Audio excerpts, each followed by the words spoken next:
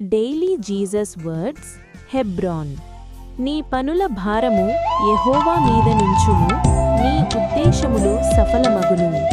Commit thy works unto the Lord, and thy thoughts shall be established. Proverbs సామెతలు 16:3.